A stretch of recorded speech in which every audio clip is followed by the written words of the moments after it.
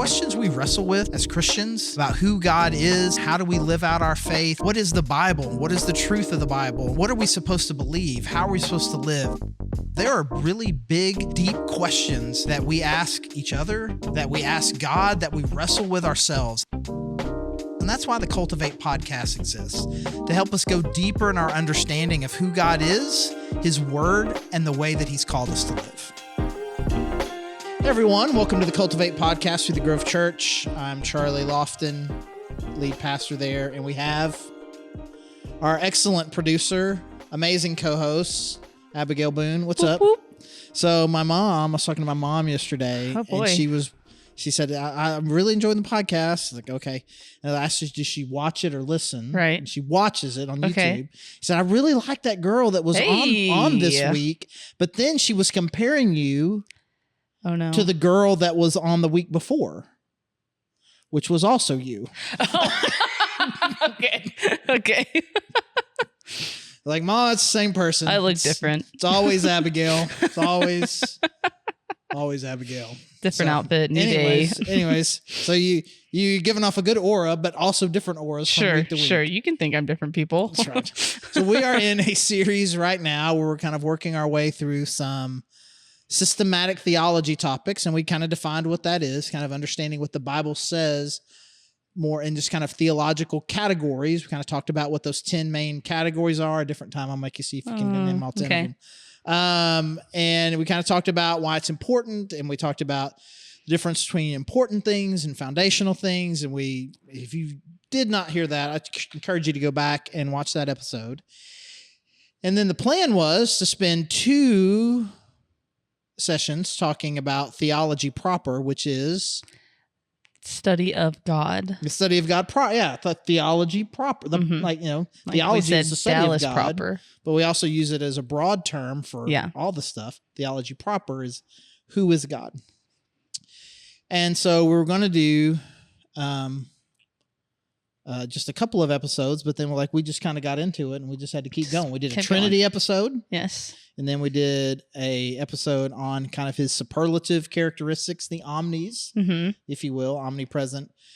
And the discussion was so good, we had to call it. And so we're bonus. Riddle me this. Bonus track. Is omnibenevolent a real word? What do you mean by real word? Well, I get the little dashed red mark whenever I'm typing it into things. Well, it is a word that is used mostly in Christian theological circles. Okay. And so it is such a in-house word that it would not surprise me that if it was, you might check pneumatology and see if that was if you probably get a red squiggle from that. I was like, what exactly do you mean here? So anyways, it is a real word. Okay. I trust you. Rarely used. Okay. Certainly outside of Christian theological discussions on theology. Challenge accepted. Okay. But I feel like we've left some things unsaid. So we got this bonus episode where we're continue to talk about the character of God. And I think I would like to start with omnibenevolent, which one of the things we said, and we spent some time talking about this last episode, just about what does it mean that God is fully loving? God is all loving. And we have had this discussion before on this podcast, I think in a different episode, we talked about the problem of evil. Right. God is all powerful. God is all loving. There's suffering in the world. How do we make sense of that? And so when we think about all loving, we usually get into a place where how can God be all loving and X happens? Right. Yeah. Which I think is important for then us to kind of go back and say, and I'll ask you a question, and then maybe you can ask me a question. When we say that God is loving, what do we mean by that word? What does it mean when we say God is loving? That only goodness can come from him. Only good things. Only good things. So then we have to keep going. What is good things? What is a good thing? Things that are that was going to sound political. I was going to say pro-life, but in the sense of things that are multiplying, flourishing, human flourishing, anything that is flourishing of the humankind. Okay. I'll say that. So God would never do something that would stunt human flourishing. Okay. And yet that does happen. And yet it does happen. Correct. I mean there are examples in the Bible where it's, where it would seem from one perspective that this is not good based on your definition of good, and right. therefore not loving based on your definition of loving. Right. And so I think one of the problems that we have is that we describe God as all loving, and we act like that not only is it's like the defining characteristic and perhaps really the kind of the only characteristic. Everything else is hit or miss. Well, everything else is based on that. Sure. It falls from that. It is kind of the decoder ring that kind of defines all other characteristics. And I think what I would like to do is to add a couple of more that we can kind of put in there. If I were to say God is just, would we think that is a good characteristic or a bad characteristic? Good. Good? Right. Good? I think good. Right? God is holy. Good. Good. Okay.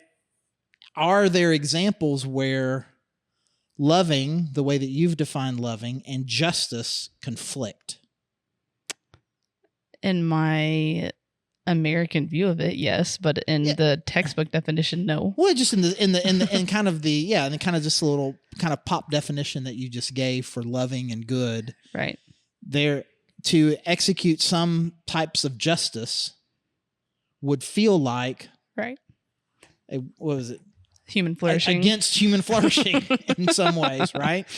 And then you add holiness to it, and holiness is a word that at its core, what it means is set apart, just different than. It's just like, and one of the best examples of this is, did you guys have good plates growing up? Yeah, like the china. Right. So there's like, we're just having hot dogs today. There's those plates. Then there's regular dinner plates, and then there's Christmas dinner plate, right? Yeah. And so at that, by the textbook definition of holy, your Christmas plates are holy plates. They kind of have a set apart. They have a set apartness. They are not regular. Right. They are holy. Mm-hmm. So then you say, well, then you have to say, well, in what way are they set apart? Well, and so when you ask that question about God, when we say God is holy, in what way is he set apart from us?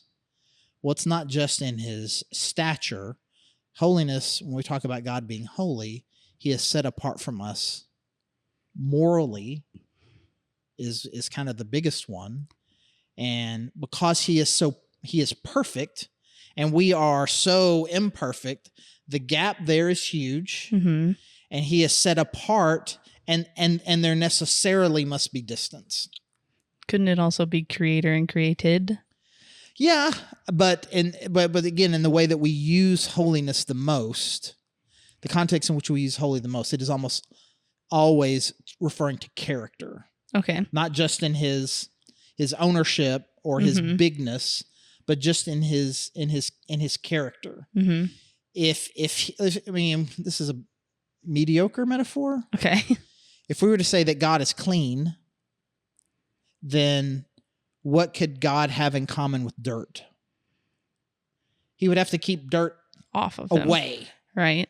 Because he is clean. Right. And if he is always clean and 100% clean, then dirt necessarily has to be separated from him. Mm-hmm. Yeah. So if God is holy in his character, then those things have to be kept away. Then sin has to be kept at some distance because he is set apart from it. Yeah. Which gets us into the gospel and Jesus, but that's a different category for systematic theology. And so if God is just, which means he gives good when good is required and punishes when punishment is required, and is holy, therefore he's clean and dirt has to stay over there. He is perfect and sin has to stay over there. Then what is the loving way to deal with sin. The way that he does it. Seems like he's got the right way. Right. And so now we're trying to figure out nuances here. Well, it seems like it would have to have honesty and justice to be loving. Right. That you would have to be honest with the reality of the sin, and you would have to be just in pain for what it is really due. You couldn't like sugarcoat or whatever. A loving response would be honest and just. Right. But so then if the honest, just thing is a punishment, and from our perspective is a severe punishment, then we start to question loving, because we have a hard time putting all of these characteristics together. So a different way that I like to talk about it, which I think can be kind of helpful for us, is to think of it not in terms of loving versus these other things. Let's just say that I'm willing to say that God is all loving, and even I'm willing to say, and it is the defining characteristic. Well, what does love mean then becomes the question. But I think the contrast isn't between love and punishment, but between grace and justice. Okay. So I'm going to define some terms here, and then I'm going to define one, and then you're going to help me with the rest of them. Okay. Justice is someone always gets what they deserve. So when we say God is just, He gives someone exactly what they deserve. Right. So if you do good, you get good. If you do bad, you get bad. Right. Okay. What is grace? Getting what you don't deserve from what you did. Getting a good thing. When you deserved a bad thing. Or just a good thing you didn't deserve. Okay. Right. So you're neutral, but it's going to be positive. Neutral or bad, but you get Right. something good. My favorite example of that is Christmas present. Yes. So it's Christmas. Maybe if you're on like your birthday, like I survived a year, give me a present. Right. But Christmas is Jesus' birthday. Right. We just get gifts. Why do you get a present on Jesus' birthday? I was born. Yeah, I mean, that is like to me the prototypical definition of grace. It is a good thing unearned. Okay. Yeah, I like that. It's a good thing unearned. Good thing unearned. Okay. Mercy.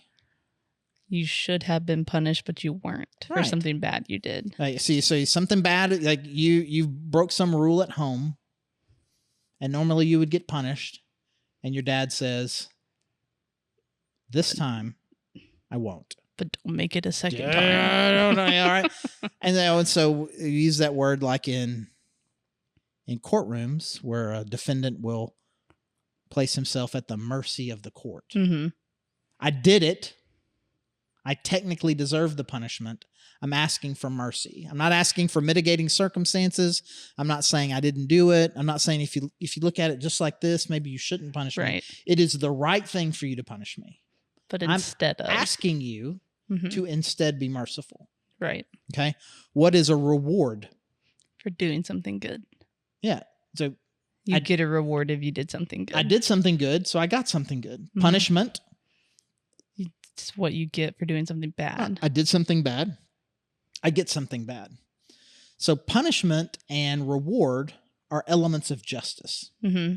That's kind of the two sides of justice. Right. Grace and mercy are on a different playing field. They're not just. Right. If God is gracious, He is by these particular definitions. He is not being just. Right. He is instead being gracious. He's instead being merciful. And so the Bible describes God as being just. Mm-hmm. He is always just. And typically what that means is He will never be, one more word, cruel. Okay. What is cruel? Mm-hmm. Unnecessarily mean. Right. A bad thing happens. And so you make it. And but I didn't deserve it. Right. Yeah. You know, you just take out your anger on someone who doesn't deserve, that's cruelty. Mm-hmm. And so God is just in that He will never be cruel, but God is not always just in specifics, because sometimes he is gracious and merciful. Yeah. So we can count on God to always be just, but if he is not, it is always to our benefit. Right. He will be merciful. He will be gracious. And then we'll get into this more when we talk about the gospel. So because reconciling those things is like, okay, sin deserves a consequence. God chooses to be merciful and gracious with us, but yet Jesus had to die. And so there was a sense in which there was a part of God's justice that had to be satisfied. Right. So Jesus did die, but even Jesus dying then, he spared us, is the act of grace and mercy for you, but God still maintains his justice. Jesus was the substitute. Right. And so I think we get bent out of shape a little bit, because if God is being gracious in one instance, he should be being gracious in all instances. Wow. Or we get bent out of shape of we just aren't willing to really acknowledge that justice is a good characteristic, at least when it applies to me. Do you think that this is harder for us to understand because we think so individually rather than collectively? That is most certainly a part of it. Because let's say, like, if natural disasters, what is that a just punishment for? It's people in North Carolina hadn't done anything specifically to deserve that, or some sort of famine or drought or something like that. It's like, what is that a specific punishment for to those people? What did those people do worse than these people that this thing happened to them? So, well, then that is an example of God being unjust, because they got a punishment that they didn't deserve. When in reality, almost every way that God talks about people, it's when he says you, when he talks about, he's almost always talking about it in a plural in a group, sense. Right. Which, again, we're just not like that. It's like everything that happens to me should be a direct result of something that I did. Right. We don't think in collective terms. I mean, even just, we've said the word collective 3 or 4 times now, and we're going to get put on some list for being communists, just using the use of the word collective. Bring back the Cold War. Did you say bring back the Cold War? I'm kidding. That was a joke. Jokes. Cut it. These are jokes. Redacted. Yeah, and so I think that is a big part of it, and that we collectively have broken the world, and it's going to manifest itself in different ways, and it is a just punishment for us that at times only certain people are experiencing. Right. Because then we get to, well, that's not fair. But, which is it's a very different word than just. Right. Because again, the way that it gets talked about now very often in political terms is the difference between equality and equity. And now it's very similar it's a very similar argument to be made around God being just versus God being fair. Right. Just is everyone gets what they deserve. Fair is everyone gets the same. Right. It's a huge difference. Right. And justice isn't always fair. Right. But fair is often not fair.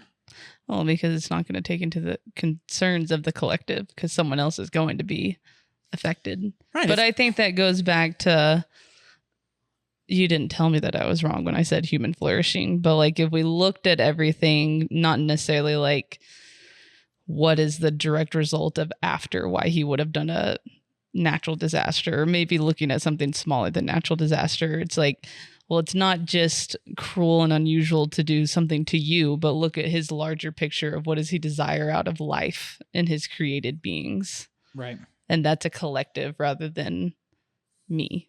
If we break the world collectively, and there are at different times in different places, the world demonstrates some of its brokenness, that is a just consequence. Right. That feels unfairly distributed. And so then like, why would God do that to them? Or why would God let that happen to me? And we don't think of it in the broader terms of we broke the world, and God sometimes lets us experience the just and natural consequences of that. Right. As opposed to always choosing to be merciful. I'm going to protect them from all of the consequences of the things. Like if God does it once, he should do it for everybody all the time. That'd be awesome. Well, then now God ceases to be just. Right. And now when we say God is loving, we mean God is a softy pushover grandpa type. Mm-hmm.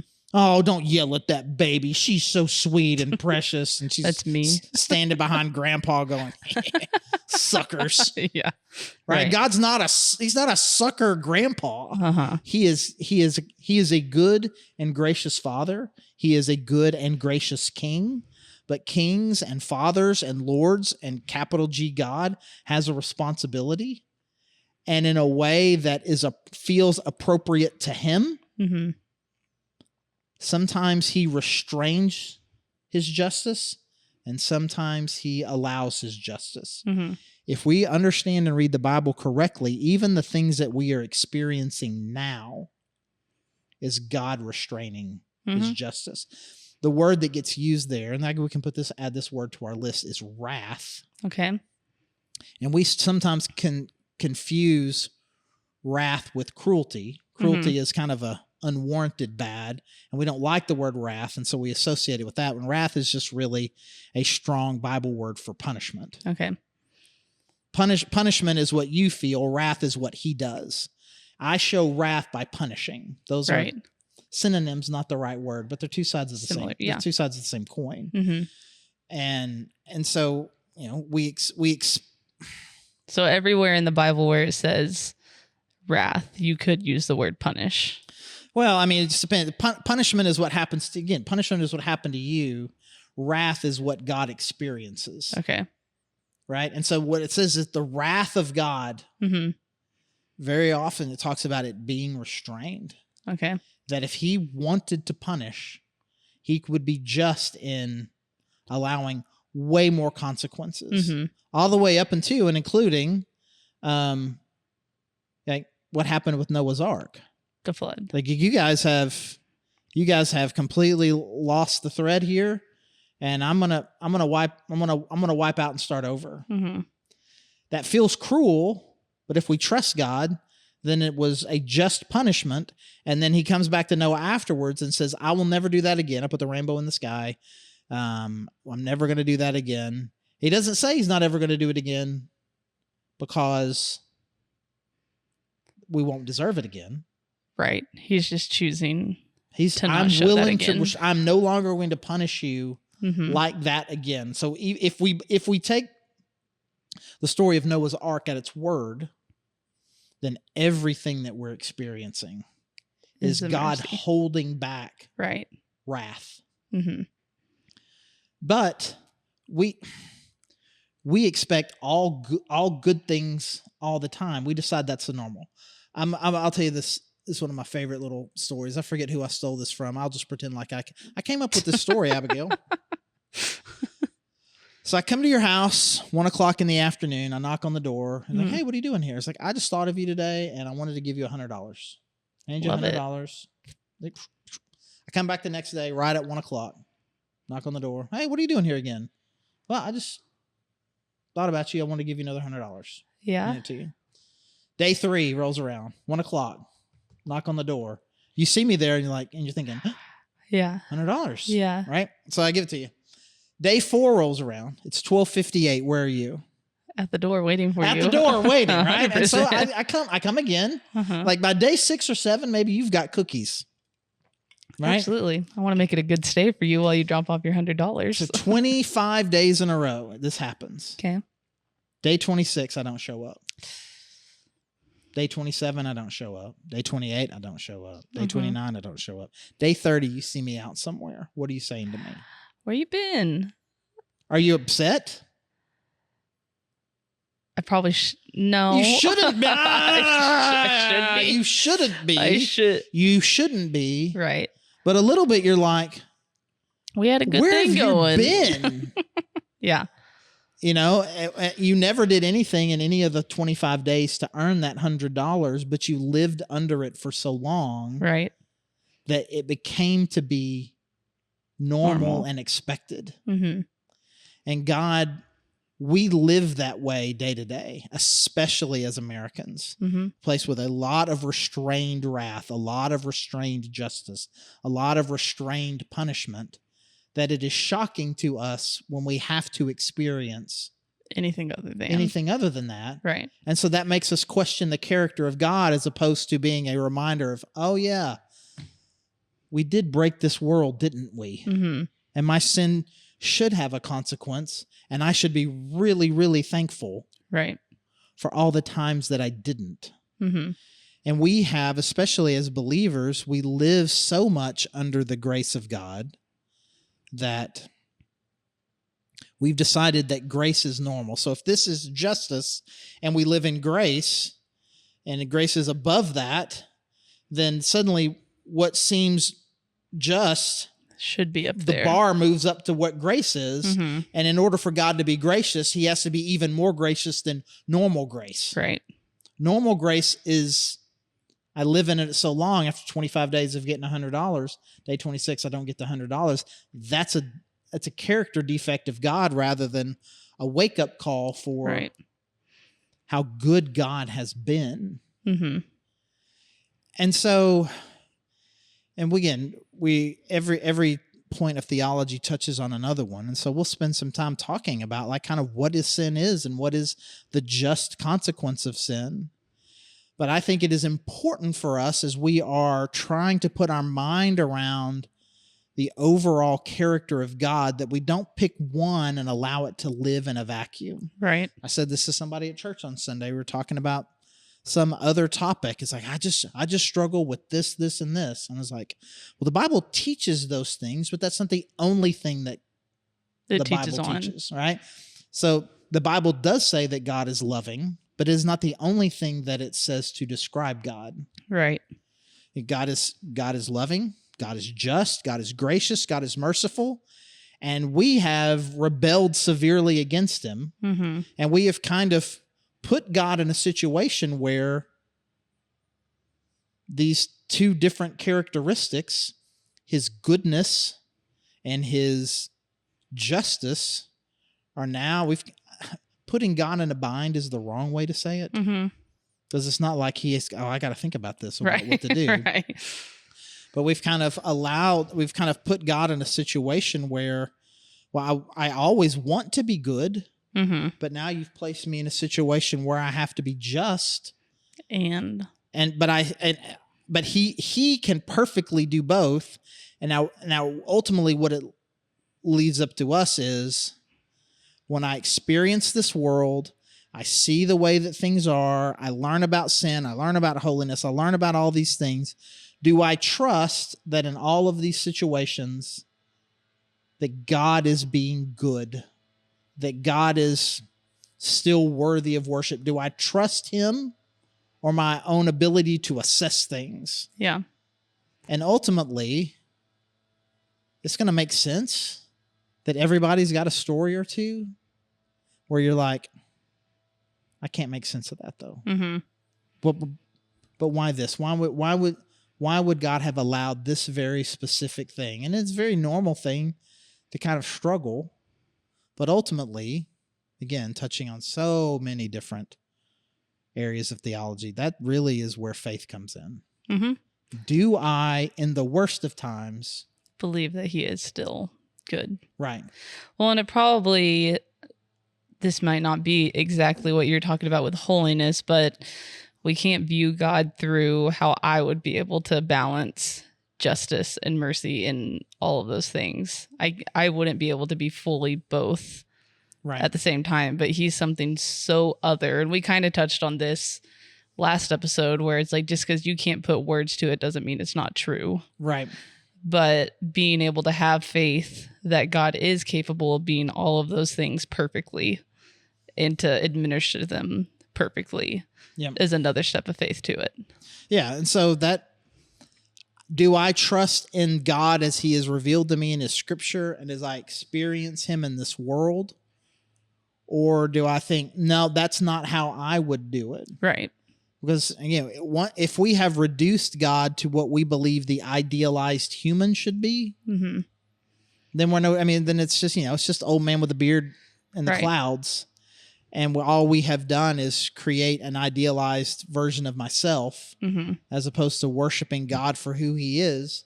And one of the big things that is going to hit for most people as they kind of wrestle with this, these problems of suffering in the world is it seems like God takes holiness and justice way more seriously than either I want him to or I think that I would. Right. Or that you maybe even would have expected him to. Right. And so then once God kind of breaks out of that box, then once something happens where God breaks out of that box, do I allow him to do that and be like, okay, my box of who I thought God was the limiting factor there? Or do I deny what I'm seeing and try to put God back in that box? Right. Or do I walk away from God altogether? If you're not going to stay in the box, I'm out. Right. And ultimately, as we are processing all of these different characteristics of God and how we put them all together and how we experience him both in scripture and in our day-to-day lives, we need to have an attitude of like, I'm not going to let any box constrain him. I'm going to learn who he is as he has revealed himself. Yeah. As opposed to who I wish he were. Right. I'm going to worship the God, not my God. My God, right. I've ranted about this plenty before, haven't I? Well, my God would never. It's like, I'm not interested in your God. Right, I'm interested in the God. Right. Yeah. So, all right. So I think we got it. We do. I do have one more question for you. Oh, you have another question? I do. Just one last one. Okay. One that I'm going to ask you throughout this whole series. Okay. Do you have any book recommendations for this topic exclusively?